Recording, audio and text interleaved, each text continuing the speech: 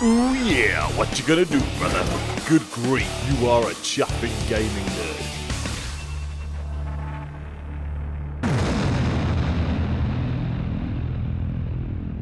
Minecraft, eh? What a bizarre little video game that has become. Basically spawning out of whatever it was when it was first released into now this massive entity that just takes over everything. I think we can safely say it's not going anywhere anytime soon. It really has become the gaming version of Lego, and who knows? Maybe it does just exist forever now and evolves and then evolves some more as the years go on. So even your kids and your kids' kids and their kids' kids' kids, so we're all dead by this stage, they're still playing Minecraft. Because that's the power of Minecraft. Nothing has proven this more than when Mojang came out and told everyone that their new goal was to make sure Minecraft's online universe was accessible to all. That means it wouldn't just be Xbox One players in their Xbox One bubble or iPhone players in their iPhone bubble. Minecraft would exist as a standalone world that everyone could inhabit, regardless of how they wanted to access it. This update, entitled Better Together, summed all that up. And this would have happened too if it wasn't for those meddling kids, or in this case, of course, we are talking about Sony. Deciding it didn't want to be a part of the party, the brains behind the PS4 went, nope, we're not interested in cross-platform play, and we want to stick to PS4 players in their PS4 world. And in short, Sony, the hell are you thinking? Topical again after the developer released a blog asking Sony to come and join the fray, it shows a very short-sighted vision of the future from someone so prominent within the gaming industry. While games have proven for years that tied-off servers aren't a problem, it's not like it's been holding sales or any kind of success back. Given what the modern day has become, you have to question what is going through Sony's head. Whereas one point brand loyalty was the be-all and end-all of the industry, in 2017 it's nowhere near as rampant as it once was, hence why exclusives are no longer considered as important as they used to be. And I'm not saying that those kind of things aren't important, because they obviously are. Look at something like Horizon Zero Dawn or Crash Bandicoot The Insane Trilogy. Both have performed incredibly well, and while they may not be system sellers per se, they do serve as something to entice gamers in should you want to play those games and you know you can't buy them on the Xbox One. So okay, I'm not sure which one I want to get, but I like those games, they're over there, therefore I'm going to walk in that direction. That makes perfect sense. I do not, however, believe that the same logic transitions across to an online service, and if anything, it's actually going to hold you back. If you're well into Minecraft and the thought of getting to play it on your gaming system with your mate who's on their iPhone, well guess what?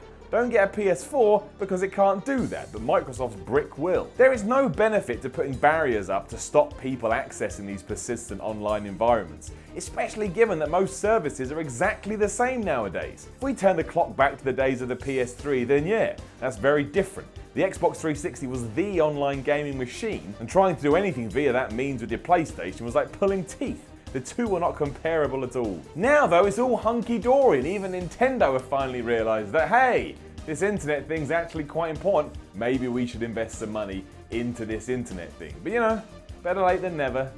But better never late. But ultimately, if games are ever going to break out of this shell and start flapping their wings to get to where they need to be, then we've got to start knocking these obstacles down, especially when they're obstacles that make no difference to nothing. There's nothing cool about knowing you have specific servers for specific consoles, and if anything, it just makes it all harder when you want to sit down and spend a few hours shooting your mate in the face. You've got a PS4, they've got an Xbox One, but f*** you should have lined up your buying habits before making a purchase. That seems so old hat, I don't know where to start. It seems like Sony gets all this too, so you have to start asking what the problem is. And according to Sony, they didn't want to do it because if they do, they can't assure kids that they can be protected when they go online. And that is utter shite. I mean, what the hell are you talking about? You don't think Microsoft isn't concerned about that stuff? You don't think Mojang, however you pronounce that stupid name, isn't concerned about that stuff? Trust me, they're both really concerned, because if something does go awry or something does go wrong, you can say goodbye to Minecraft within minutes as the social media police turn up at their door.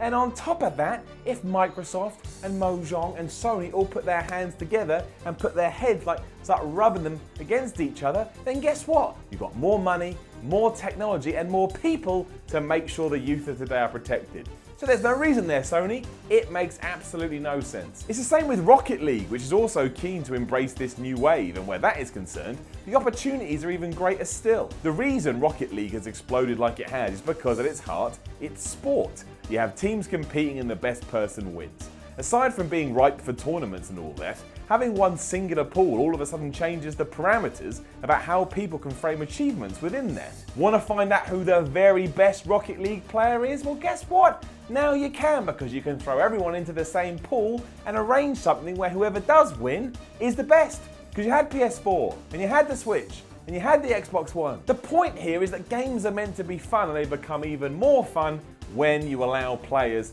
to play together. So why are we stopping that? Why are we trying to stop that? Be cooperative, have a mate, go have fun. There's enough problems in the world without Sony going, stop, we don't want you. Again, if this was, well, why isn't Horizon on the Xbox? Then that's nonsense. Of course it shouldn't be. It's a Sony affiliated studio with Sony money made for a Sony device. This isn't communist Russia. You don't have to bend over to everybody's whims. But there is simply no benefit from having a closed off online environment, especially as it continues to become more essential for the medium as a whole.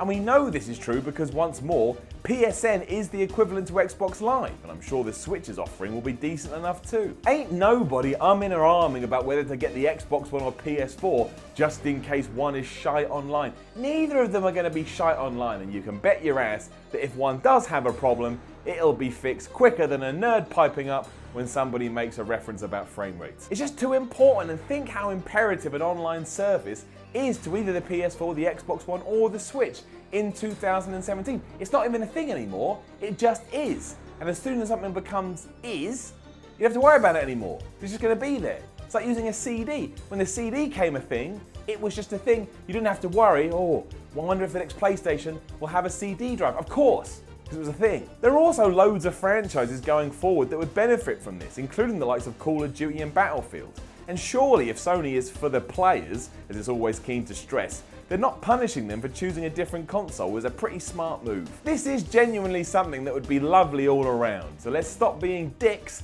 and get on the caravan of love. That sounds like I want everyone to bang.